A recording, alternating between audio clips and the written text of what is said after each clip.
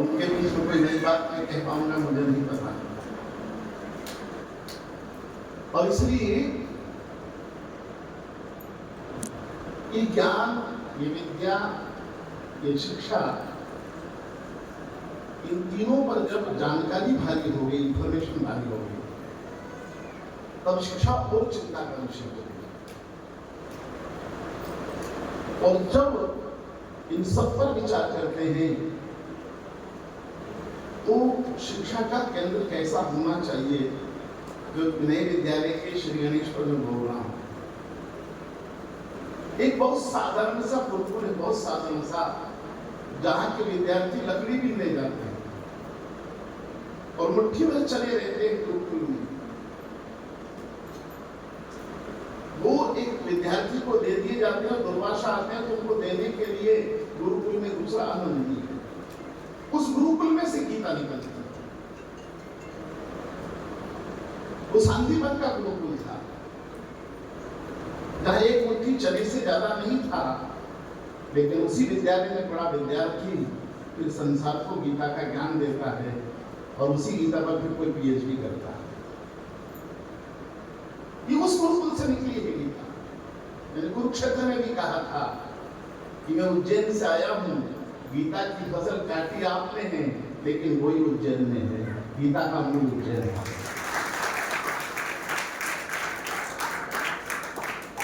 इसलिए एक विद्यालय वो है, दूसरा सर्व सुविधा संपन्न एक विद्यालय है तक्षशिला का। जो सुविधाएं चाहिए एक विद्यालय में वो सब है। और वहां के विद्यार्थी की चर्चा नहीं करूंगा, वहां के शिक्षक की चर्चा करता हूं कि वहां का शिक्षक चाणक्य दुनिया बदल देता। इसलिए दो केंद्र अलग अलग हैं। इसलिए जब शिक्षा पर आप विचार करेंगे, शिक्षा के केंद्रों पर विचार करेंगे, तब शांतिपनी के आश्रम को भी देखना पड़ेगा और तक्षशिला के विश्वविद्यालय को भी देखना, तो वशिष्ठ के आश्रम को भी देखना पड़ेगा। और तब कृपाचार्य जिस विद्यालय के कुलगुरु हैं, वहां द्रोणाचार्य किस रूप में आते हैं, इस पर विचार करना पड़ेगा।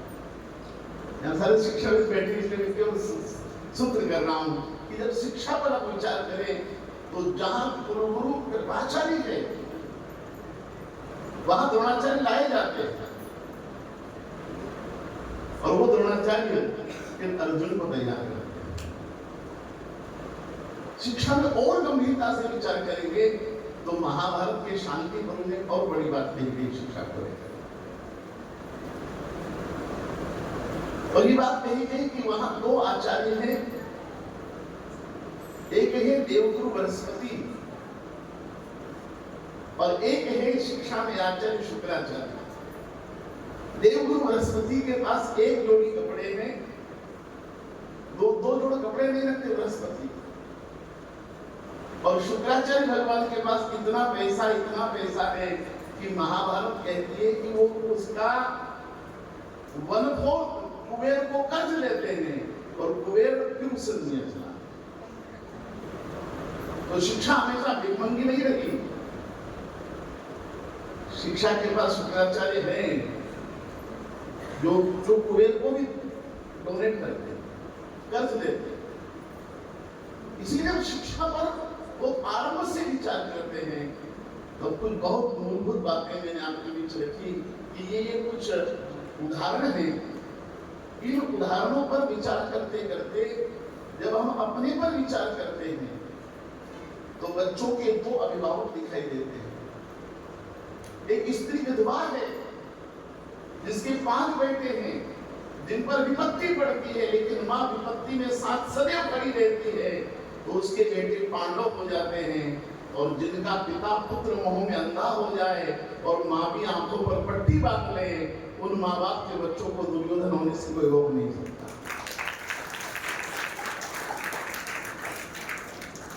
इसलिए गीता का आरंभ कहां से हुआ?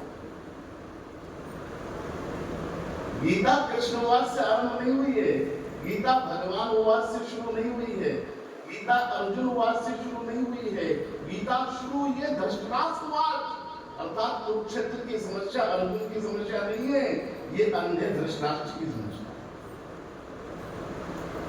गीता का आरंभ है धृतराष्ट्र उवाच। यहां से गीता शुरू हुई। जब जीवन में दृष्टियां समाप्त हो जाती है तो युग को महाभारत भुगतना होता है, और हमें ठीक समय पर ठीक दृष्टियां मिलती है, उसके लिए ही ज्ञानात्मक अनुष्ठान होते हैं। जब आदमी की दृष्टि गड़बड़ा जाए तो युग को महाभारत भुगतना पड़ता है, और इसलिए दृष्टि उज्जवल बनी रहे, और उस उज्जवल दृष्टि के लिए निरंतर विमर्श होते रहना चाहिए, परामर्श होते रहना चाहिए, चिंतन होता रहना चाहिए, और उसी कड़ी का ये कार्यक्रम है। और इसलिए आइए, शिक्षा की आवश्यकता क्या है। मैं पहले एक प्रश्न पूछूं हरदा के प्रबुद्ध लोगों से कि मेरे मन में एक संशय है, मेरे प्रश्न का उत्तर आप दे दीजिए कि मेरे दादाजी कभी स्कूल नहीं गए, अनपढ़ थे। अनपढ़ तो नहीं कह सकता, लेकिन चूंकि उनके जमाने में फॉर्मल एजुकेशन नहीं थी, इसलिए स्कूल नहीं गए। मेरे दादाजी कभी स्कूल नहीं गए, मेरे पिताजी केवल 6वीं पास थे। मैं MSc मैथमेटिक्स और मेरा बेटा PhD है। अब मुझे केवल इतना बता दीजिए कि हम चारों में किसकी शिक्षा पूरी और किसकी अधूरी। मेरे दादाजी स्कूल नहीं गए कभी, मेरे पिताजी 6वीं पास, मैं मैथ्स में PG और मेरा बेटा PhD है। अब किसकी शिक्षा पूरी और किसकी अधूरी है? तो भारत के शिक्षा ऋषि को पूछता हूं कि हम चारों में ये तो बता दो कि कौन पढ़े और कौन बिना पढ़ा लिखा है। तो भारत के शिक्षा ऋषि कहते हैं कि गुरु के चरणों में विद्यार्थी को इसलिए जाना चाहिए कि उसे केवल 7 ही चीज चाहिए, जो जहां मिल जाए वहां भेज दे। एक अभिभावक अपने बच्चे को कहां भेजे, कहां अपने बच्चे का एडमिशन कराए? तो उन्होंने कहा जहां 7 चीजें मिल जाए वहां भेज देना। और वो 7 कौन सी है, तो आप सबको कंठस्थ में को स्मरण कराता हूं। बोले, पहली विद्या ददाति। जीवन में पहली चाहिए विद्या, विद्या से चाहिए विनम्रता, विनम्रता से चाहिए पात्रता, पात्रता से चाहिए धन, धन से चाहिए धर्म, धर्म से चाहिए सुख, और सुख से चाहिए मोक्ष। सब विद्या या विमुक्त है, सब विद्या या विमुक्त है, जो संसार से मुक्त करते हैं। ये 7 चीजें जहां मिल जाए, पहली विद्या, दूसरी विनम्रता, तीसरी पात्रता, चौथा धन, धन से धर्म, धर्म से सुख, सुख से मोक्ष। ये 7 चीजें ध्रुव और प्रहलाद को 5 वर्ष की अवस्था में मिल गई। तो ध्रुव और प्रहलाद की शिक्षा 5 साल में पूरी हो गई, और 72 चतुर्युगी तक ये रावण को 7 चीजें न मिली, तो रावण की 72 चतुर्युगी में भी शिक्षा अधूरी हो। ये 7 चीजें हैं, और ये 7 चीजें आने के लिए जीवन में भगवान ने हमें 4 चीजें दी। उन 4 के माध्यम से ये 7 उपलब्ध होना है। सावधानी से सुनिएगा। वो 4 कौन है? और ये जो मनुष्य जीवन मिला है, ये मनुष्य जीवन जो मनुष्य की देह है, वो 4 चीजों से मिलकर बनी है। वो कौन कौन सी है? बोले, पहला है मन, दूसरा है बुद्धि, तीसरा है चित्त, और चौथा है अहंकार। मन, बुद्धि, चित्त और अहंकार। ये भारत के शास्त्र कहते हैं कि शरीर चतुष्टय से बना है। मन, बुद्धि, चित्त और अहंकार। ये 4 से 5वीं चीज हमारे पास नहीं है। तो सबसे पहले शिक्षा का केंद्र है मन, उसके बाद शिक्षा का केंद्र है बुद्धि, उसके बाद शिक्षा का केंद्र है चित्त, और उसके बाद शिक्षा का केंद्र है अहंकार। इन 4 की शिक्षा होना चाहिए। मन की भी होना चाहिए, बुद्धि की भी होना चाहिए, चित्त की भी होना चाहिए और अहंकार की भी होना चाहिए। जहां मन की शिक्षा ना हो, यहाँ तो इंग्लिश मीडियम के बहुत लोग बैठे हैं, सब विद्वान लोग बैठे हैं। मैं बहुत दिनों से परेशान हूँ वॉकैबुलरी को लेकर कि मुझे अंग्रेजी की वॉकैबुलरी में मन के लिए आज तक कोई प्रॉपर शब्द नहीं मिला। अगर कोई विद्वान बता दे तो मैं आपका ऋणी रहूंगा कि मन के लिए अंग्रेजी में कोई प्रॉपर शब्द हो। को भी पूछा मैंने, जो तथाकथित बड़ा मनोविज्ञान कहलाता है, यानी पाश्चात्य के मनोवैज्ञानिकों को पढ़ा, लेकिन वो सब मस्तिष्क की बात करते हैं, माइंड की बात करते हैं। मस्तिष्क अलग है, मन। और जिस शिक्षा में, जिस पाश्चात्य दर्शन में मन ही नहीं है, वो क्या मनोविज्ञान की चर्चा करेंगे और वो क्या मन को समझ पाएंगे और वो क्या मन से संबंधित बातें बता पाएंगे। जबकि भारतीय संस्कृति कहती है कि आप और हम सब मन से बने। ये जो हमारा मूल मटेरियल है ना, वो मनुष्य बना है 5 तत्वों से बाद में बना है। पहला तत्व इसका है मटेरियल, मन। तो जब सृष्टि बनी तो वेद कहते हैं, यजुर्वेद कहता है उपनिषद में, ओम नाभ्या आसीदंतरिक्षुम शीर्ष्णो द्योः समवर्तता पद्भ्याम भूमिर्दिशा श्रोत्रा तथा लोकांत कल्पयन्। भगवान के नाभि से अंतरिक्ष बना। अंतरिक्ष किसको कहते हैं? जहां तक अर्थ का ग्रेविटेशन फोर्स काम करता है वहां तक अंतरिक्ष कहलाता है। और out of limit, gravitation force की लिमिट से जब बाहर चले जाएंगे तो अंतरिक्ष कहलाएगा। इसलिए रामायण में जो जटायु है उनको ऋक्षराज कहा गया। बोले क्यों? बोले वो वहां तक हो सकते थे जहां तक पृथ्वी का ग्रेविटेशन फोर्स काम करता था, इतनी ऊंचाई पे जा सकते थे। इसे बड़ी कहानी है संवाद के रोल की। लेकिन भगवान की नाभि से अंतरिक्ष बना, भगवान के पैरों से भूमि बनी, भगवान के कानों से 10 दिशाएं बनी। लेकिन हम और आप कैसे बने? तो वेद भगवान कहते हैं कि भगवान के मन से पहला पुरुष बना। वो पहला पुरुष मन से बना था, इसलिए वो मनु कहलाया था। और मनु के हम सब बैठे, इसलिए हम सब मनुष्य कहलाए। इसलिए हम बने हैं भगवान के मन से। इसलिए मनुष्य के जीवन में तन लास्ट में, अहंकार आखिरी में। मनुष्य के जीवन में मन पहली चीज है। बोलो साहब, यहाँ जो लोग आए हैं, जिनका तन बैठा है, उनका मन बना होगा तभी तो ये आए होंगे। जिनका मन नहीं बना, वो घर भजिया खा रहे होंगे अच्छी बरसात में।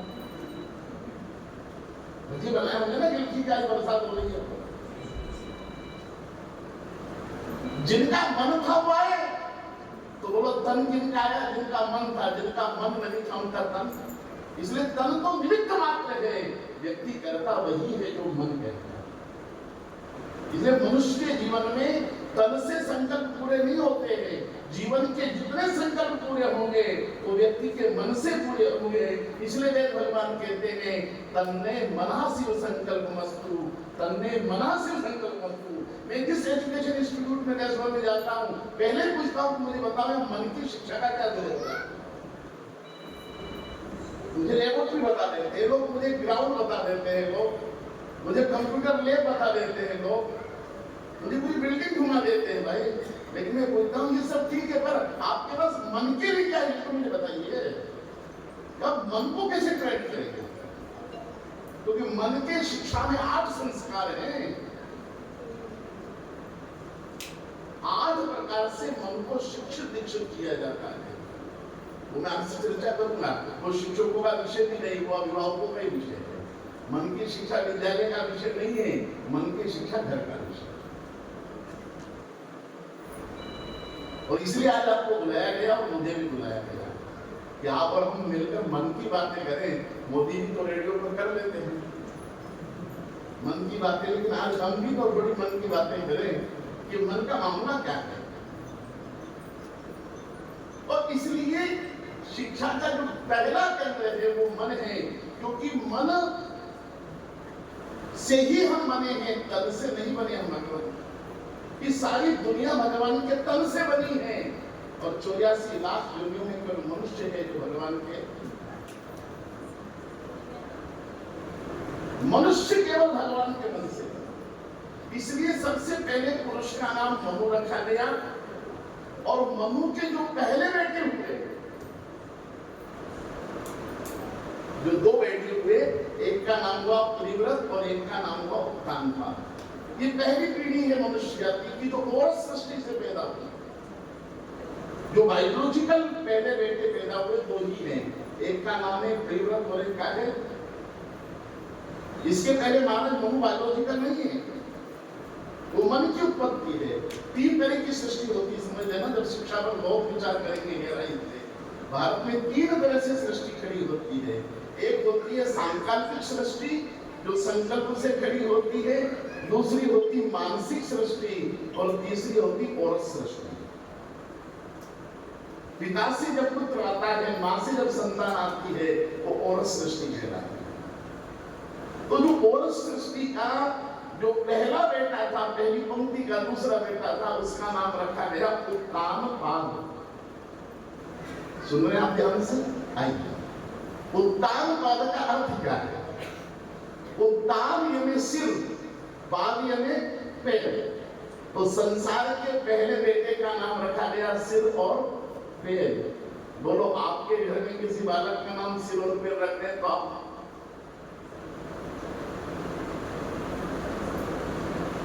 संसार के पहले बेटे का नाम है सिर और पैर। क्यों रखा गया?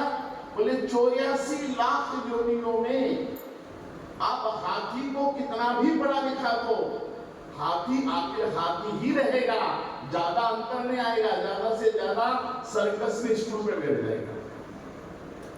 आप घोड़े पर कितनी सही रख दो, जो घोड़े का ट्रेनर होता है उसको सही बोलते हैं, तो घोड़े पर आप कितने सही रख दो, घोड़ा आखिर घोड़ा ही रहेगा।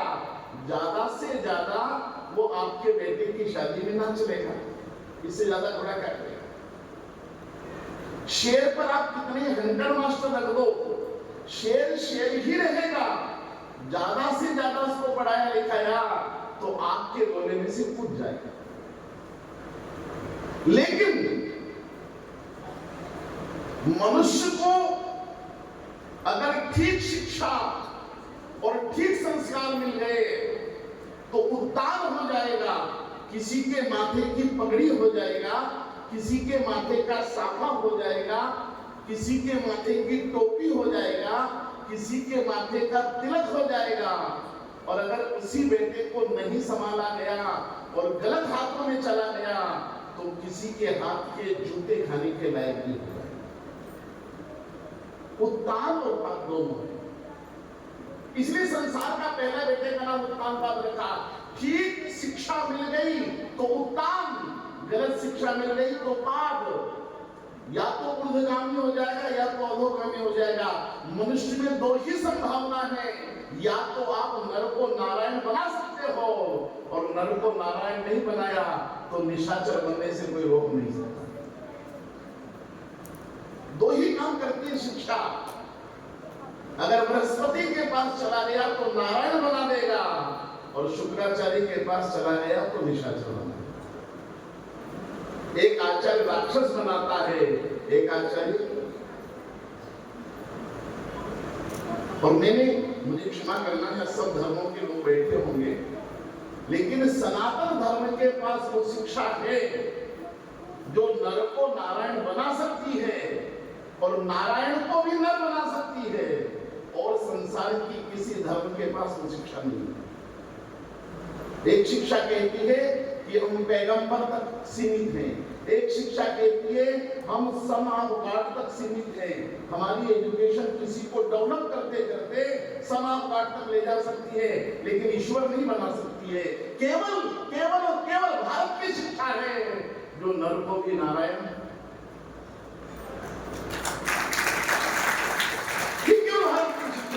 हम कहते हैं कि हम नर को नारायण बनाएंगे। अहम ब्रह्मास्मि शिवोहम शिवोहम। नर्मदा के तट पर जब शंकराचार्य भगवान को गुरु मिले तो शंकराचार्य के मुख से निकल गया, मुझे वो गुरु मिल गया। बोले कौन? बोले अब मैं शिव हो गया स्वयं। शिवोहम शिवोहम अहम ब्रह्मास्मि। केवल भारत के पास वो शिक्षा है जो नर को नारायण बना सकती है, और भारत के पास वो भक्ति है जो नारायण को भी नर। भक्ति के कारण भगवान भी बेटा बनकर धरती पर आए। भारत की भक्ति ने भगवान को मनुष्य बना दिया, और भारत की शिक्षा में मनुष्य को भगवान। ऐसी शिक्षा किसी और के पास नहीं हो सकती। इसलिए राधा कृष्ण जी को पूछा गया था कि आप विदेश पढ़ने क्यों नहीं गए? राधा कृष्ण ने कहा भारत का बच्चा विदेश पढ़ने नहीं जाता है, भारत का बच्चा विदेश पढ़ाने जाता है। भारत का नागरिक विदेश पढ़ने नहीं जाता है, भारत का व्यक्ति दुनिया को पढ़ाने जाता। हम विश्व गुरु हैं भाई, हम विश्व गुरु के देश के लोग हैं। हम फॉरेन में पढ़ने नहीं जाएंगे, हम फॉरेन में पढ़ने जाएंगे। जिस देश की शिक्षा इतनी समृद्ध रही हो, उस देश में शिक्षा पर बहुत गहराई से विचार करना है। और इसलिए ये जो शिक्षा है, ये मन, चित्त, बुद्धि और अहंकार की है। चारों का काम क्या है आज वो समझ रहे हैं। चारों का काम क्या? मन का काम क्या है, चित्त का काम क्या है, बुद्धि का काम क्या है, अहंकार का काम क्या है। फिर उसके लिए तैयार करना पड़ेगा। मन का काम में संकल्प विकल्प पैदा करना।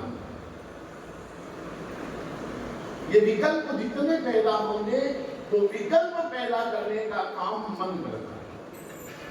आज आपको जब यहाँ का 2 दिन पहले मेडिटेशन मिला होगा, बात सदैव से आपके मन में संकल्प विकल्प पैदा हो रहा होगा कि चले कि न चले, चले कि न चले।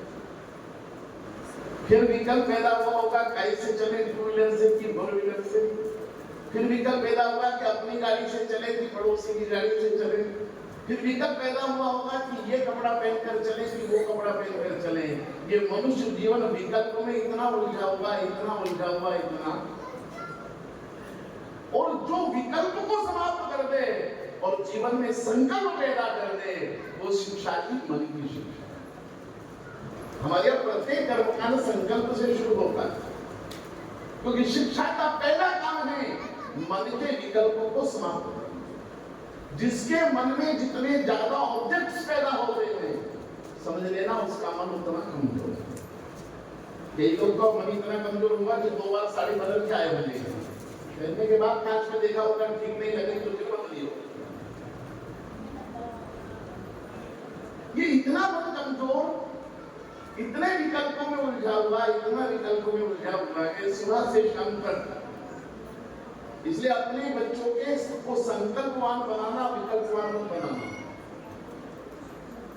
जिनके संकल्प मजबूत होते हैं, आगे चर्चा करूंगा समय मिला तो मुझे कि, लेकिन विकल्प इतने, सुबह उठते ही पहला विकल्प आता है कि पहले चाय पी लें कि पहले मोबाइल देखते हैं, रात भर के मैसेज। ये विकल्प पैदा होता तो रात तक होता। इतने विकल्प पैदा हुए कि अभी कौन बनेगा करोड़पति में एक व्यक्ति 8 सीट पर बैठा था, और माननीय अमिताभ जी ने उससे पहला ही प्रश्न किया कि आप अपने पिताजी का नाम बताइए। उसने फटाक से कहा सर 4 विकल्प तो बताइए।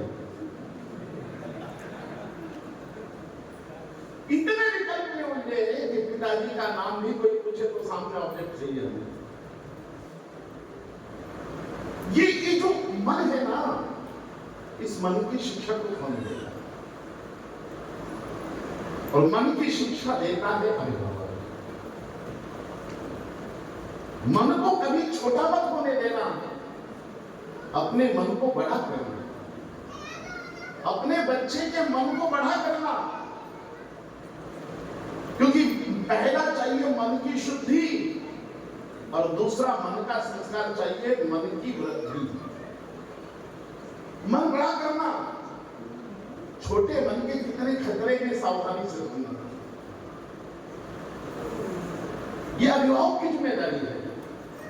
मैं अपने जीवन के घटना आपको बताता हूं कि मन बड़े कैसे किए जाते हैं। मैं जब केवल 5 वर्ष का था और ठंड के दिन थे, अपनी दादी के पास पलंग पर सो रहा था उनके पास, और मेरे घर पर पूरे गांव के लोगों की मीटिंग थी। ठंड के दिनों में हमारे यहाँ रामलीला होती थी, तो रामलीला कब होगी, कितने दिन की होगी, कौन क्या पाठ करेगा, इसके लिए मीटिंग हुई। तो मेरे घर, चूंकि गांव का प्रधान घर था, तो सारे लोग मेरे घर बैठ गए थे। तो आंगन में अलाव जला दिया गया, वहां सब लोग बैठकर विचार करने लगे। ठंड ज्यादा थी तो मेरी माँ ने चाय बना कर दे दी। फिर मीटिंग लंबी हुई तो पिताजी का नहीं, ज्यादा ठंड, एक चाय और ले आओ। तो 1 घंटे बाद एक चाय और आ गई। अब एक चाय और पी तो मीटिंग लंबी हो गई, रात की 11 बजे। मेरी मां के मुंह से अचानक निकल गया कि इन गांव वालों को क्या हमारा ही घर दिखता है क्या? रात की 11 बज रही है, अभी तक भोजन नहीं करा, 2 बार चाय पिला दी, कब जाएंगे लोग उठकर? ये बात मेरी दादी ने सुन ली। मेरी दादी ने मेरी मां को आवाज लगी, लाड़ी, और इतनी जोरदार आवाज थी कि मेरी मां कांप गई, क्योंकि वो दिन हुआ करते थे जब बब्बे सास से डरा करती थी। अब क्या स्थिति मुझे नहीं मालूम, पर ये उन दिनों की बात थी जब बब्बे सास से डरती थी। तो मेरी मां डरते डरते आई और कहा, मां साहब क्या बोले, अभी क्या बोली तू? बोले कुछ नहीं। बोले तुमने कहा ना कि गांव वालों को हमारे घर दिखता है क्या? अरे रामलीला के लिए बैठे, जगदम्बा की ज्योति के लिए बैठे हैं, धर्म के काम के लिए बैठे हैं। एक दिन देर से भोजन कर लोगी तो कब कर जाएगा? बड़े घर की बहू हो, अपना मन बड़ा रखो। आज के बाद कभी ऐसी छोटी बात मुझसे मत निकाल देना। बड़े घर की बहू हो तो मन भी बड़ा रखना। और सुन लाड़ी, बोले क्या? बोले ये हमारा भाग्य है कि 10 लोग हमारे आंगन में बैठते हैं। कुछ अभागे मर भी जाए तो चाल उठाने वाले नहीं मिलते। मुझे नहीं मालूम कि मेरी मां को कैसा लगा, लेकिन मैंने 5 साल की उम्र में सुना था कि बड़े घर की बहू तो मन बड़ा रखना। उन दिन से मेरा मन बड़ा हो गया। बच्चों के सामने कोई ऐसी बात मत कर देना जिससे बच्चों के मन छोटे हो, क्योंकि मां बच्चों की रामायण है, मां बच्चों की गीता है, मां बच्चों की भागवत है। जो मां से सुनेंगे, अब ये शिक्षक नहीं पढ़ा सकते गीता, इनको फिजिक्स इतनी बड़ी पढ़ाना है, इनको केमिस्ट्री पढ़ाना है, इनको नीट फेस कराना है आपके बच्चों को। अब ये रामायण नहीं पढ़ा पाएंगे, अब रामायण बच्चों को आप